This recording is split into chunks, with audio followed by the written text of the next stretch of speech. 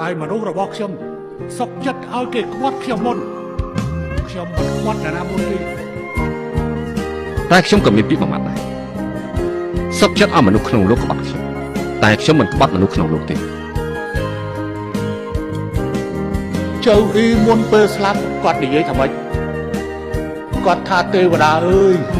បើកើតចៅអ៊ីមកហើយតើកើតជូគីលៀងមកធ្វើអីទៀតបើកើតចៅអ៊ីអីកើតជូគីលៀងបើកើតចៅអ៊ីតើកើតជូគីលៀងមកធ្វើអីបើកើតចៅអ៊ីកើតជូគីលៀងមកធ្វើអីបើកើតចៅអ៊ីកើតជូគីលៀងមកធ្វើអីមេតបល្បីម្នាក់ឈ្មោះចៅអ៊ីឆន្ទៈមិនទាន់សម្រេចតែស្លាប់អាយុតែ36ឆ្នាំ